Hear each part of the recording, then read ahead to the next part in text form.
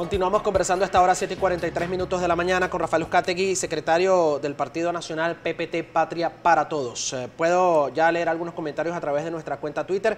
En algunos momentos vamos a comenzar a ya hacerle las preguntas a través de lo que ustedes tienen en cuanto a inquietudes se refiere a nuestro invitado el día de hoy. Justamente hablando del sector alimentos y de medicinas, comentábamos a primera hora de la mañana, según reseña de algunos medios de comunicación, por ejemplo, que el presidente Nicolás Maduro el sábado tuiteó sobre el Día Mundial de la Salud a propósito de que se cumplía un año más de la Organización Mundial de la Salud, la creación en 1948. Él aseguraba en ese tuit que había colocado el sábado en horas de la mañana que la seguridad era un derecho para todos, pero al mismo tiempo podíamos ver, por ejemplo, una denuncia del director de Prodevida, José Eleazar Leal, en el estado Zulia, que indicaba que 7 pacientes solamente la semana pasada de VIH habían fallecido por falta de medicamentos. Lo mismo ocurrió aquí en Caracas. Varios medios de comunicación reseñaban lo que estaba ocurriendo con protestas de representantes en el JM de Los Ríos. Jueves y viernes en la noche hicieron una vigilia porque tampoco tenían los medicamentos para los menores de edad. ¿Qué pudiera contestar hablando o aprovechando que usted hablaba justamente del tema de los alimentos y las medicinas sobre ese aspecto? ¿No es contradictorio una opinión contra lo que se está viendo en la calle? ¿Qué podría decirme? Lo contradictorio es no ir al fondo. Lo contradictorio es ignorar. Si tú tienes frente a tu casa alguien que te bloquea, alguien que sabotea lo que tú arreglas en tu casa, tú reparas el techo y él te lo deteriora, tú reparas una ventana y él te la rompe, entonces no puedes decir que el problema es tuyo, porque no vigilaste al frente. En este caso se trata de una iniciativa internacional. Venezuela está bloqueada por parte del gobierno norteamericano y otros gobiernos del continente. El hecho es real, hay cuentas bloqueadas. El Ministerio de Información, el presidente de la República, las autoridades tienen que señalar a cuánto asciende el monto de los bloqueados. No se te puede exigir que tú actúes con la plena posibilidad, con los plenos recursos para atender esos casos que pueden ser ciertos. Ahora, pero el fondo, el trasfondo, y es lo que nosotros le exigimos a la constituyente, le exigimos al fiscal que inicie la causa de quienes se han dedicado a promover la violencia, a promover la violación de los derechos humanos. Ahora, precisamente, contra todas y todos los venezolanos. ¿Por qué?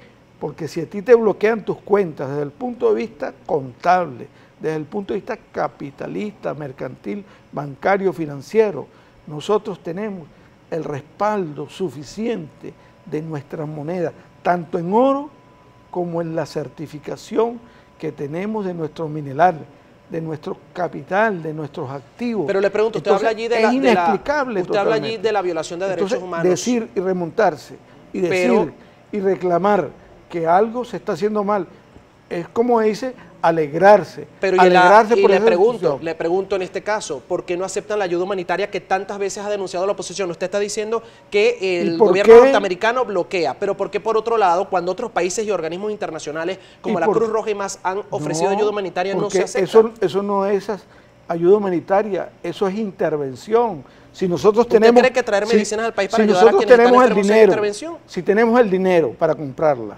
si están los recursos para comprarla. Pero si usted está diciendo que está bloqueado, ¿por qué no buscan entonces la manera de ayudar? Porque esos venezolanos y la campaña no es para que desbloqueen las cuentas. O sea, es altamente sospechoso. Todo venezolano que opine o todo venezolano que opine que el problema de fondo es el corredor humanitario, no.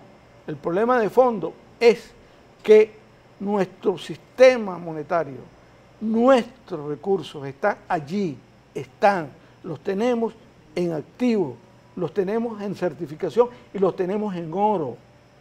Y mientras eso pasa, los enfermos que están en los hospitales, ¿qué le puede decir a ellos que están? Si tú estás bloqueado, ¿me vas a reclamar a mí? ¿Me vas a reclamar a mí o vas a reclamarle al Estado, que es el que está bloqueado, al gobierno que está bloqueado?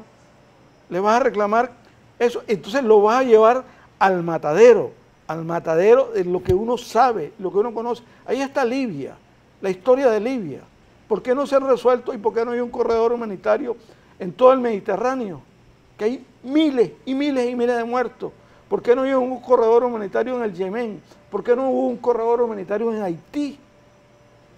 Donde el hambre, por eso precisamente le pregunto, mientras ese problema se resuelve y los enfermos necesitan de sí, ¿qué puede decirle a los enfermos que están en la calle? Venezuela tiene recursos, ha desarrollado incluso novedades, métodos novedosos como el petro. ¿Por qué se le bloquea? Para crear el argumento. Ese es un argumento ficticio, creado, que no podemos comprar. El Estado y el gobierno tienen la obligación de informarle plenamente a los venezolanos. Y la Fiscalía General de la República, el fiscal, está obligado a abrirle una causa, a abrir una investigación a los venezolanos que han incurrido en la traición a la patria, en promover la violencia, en promover una vía violenta, que es la vía que están promoviendo. Hay preguntas a través de nuestra cuenta de Twitter, @primerapágina. Yo creo que este tema da para mucho más, pero el tiempo apremia. Ya saben la opinión, en este caso, de nuestro invitado, pero me gustaría que pudiera contestar a varias de las preguntas que están haciendo justamente quienes están sintonizando a esta hora Primera Página para saber qué opina al respecto. Fíjese lo que le dice Edarwin Torres, Edarwin88 en su cuenta Twitter. La escasez de alimentos y medicinas no es de ahora, es de hace tiempo. Y antes no había bloqueo. Esta no es una excusa para dársela de víctimas. ¿Qué le contesta a este televidente? Eso ha venido siendo desarrollado de manera constante. Se tiene 3 años hablando de corredor humanitario. En la traza de esos 3 años está explicado suficientemente. ¿Por qué? Porque aquí se habló de corredor humanitario no habiéndolo. Porque eso es una meta política. La meta es llegar al corredor humanitario. La meta es crear una matriz, un piso mediático para otros propósitos. ¿Cuál es el propósito? La implosión social. ¿Cuál es el propósito? La invasión. ¿Cuál es el propósito? El bloqueo.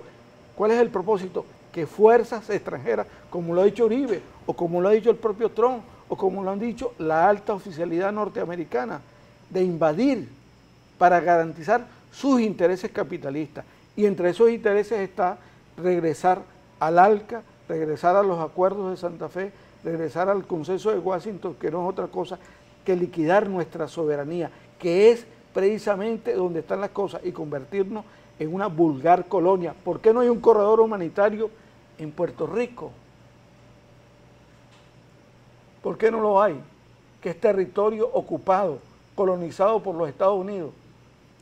¿Quiere inventarse un corredor humanitario para nosotros? No, el corredor humanitario comienza por desbloquear nuestras cuentas, por permitirnos comprar desde el punto de vista capitalista, porque tenemos los suficientes recursos y tenemos los activos, las propiedades que garantizan cualquier endeudamiento para comprar comida, cualquier transacción comercial. Hay más preguntas aquí, vamos a tratar de contestar puntual para tratar de abarcar algunas más. Dice Eduardo Saad, sabemos que Luis Florido viaja con recursos propios o privados, pero ¿con cuáles recursos viajan todos los funcionarios del gobierno? ¿No cree que esos recursos para viajar deberían usarlos en salud y alimentos?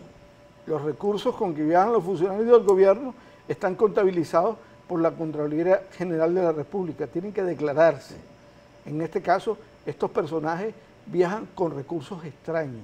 Precisamente Luis Florido, al cual todos sabemos de dónde provienen parte de sus recursos, que han sido las empresas que tiene para proveer de alimentos, de comida procesada al sistema de universidades públicas, autónomas en Venezuela, con la anuencia y la complicidad de nuestras universidades y con la omisión del Ministerio de Educación. @Roney138 dice, en vez de importar alimentos, ¿por qué no reactivamos el aparato productivo? Por ejemplo, devolver empresas expropiadas que no producen lo que producían antes, devolver los terrenos abandonados para hacerlos productivos. ¿Qué le contesta? Los errores que hayamos cometido no los eximimos. En este caso, Patria para Todos, el PPT, siempre señaló que no había que confundir la estatización con la socialización. Donde hemos fracasado es en la innecesaria ocupación de terreno. Ahora, muchas de esas fábricas, muchos de esos establecimientos fueron abandonados por sus dueños con el propósito o con la creencia que el gobierno iba a caer de inmediato. Esa es una de las grandes problemas que hubo, que fue que consideraron que el gobierno estaba caído y resulta que ya no podían regresar. No podían regresar porque conspiraron, en este caso. En el caso de empresas expropiadas son muy pocas, muy pocas, muy pocas. ¿Cuál es el sistema nacionalizado? Nosotros expropiamos la electricidad de Caracas. No, el gobierno la compró. Nosotros expropiamos el Banco de Venezuela. No, el gobierno lo compró. Y lo compró también, que esos señores capitalistas no han reclamado en absoluto. Todo lo contrario, nosotros ¿Cómo está funcionando el sector eléctrico ahora, después de esa compra, según lo que se ha visto? El sistema eléctrico ha sido saboteado permanentemente y su inversión. Entonces, si tú haces un rosario, un enunciado de problemas e ignoras el problema de fondo, ¿cómo tú puedes criticar un gobierno al cual lo tienes bloqueado financieramente y lo tienes bloqueado económicamente teniendo los recursos? Bien, debo terminar la entrevista por el día de hoy porque ya, de hecho, vamos a establecer el contacto con nuestro compañero Luis Carlos Parada. Me gustaría que diga su cuenta de Twitter o redes sociales si las utiliza para que la gente lo pueda seguir y también hacerle cualquier pregunta o comentario en el marco de respeto. pptoficial.gmail.com. Ahí está, la cuenta para que lo puedan seguir. Gracias por estar con nosotros.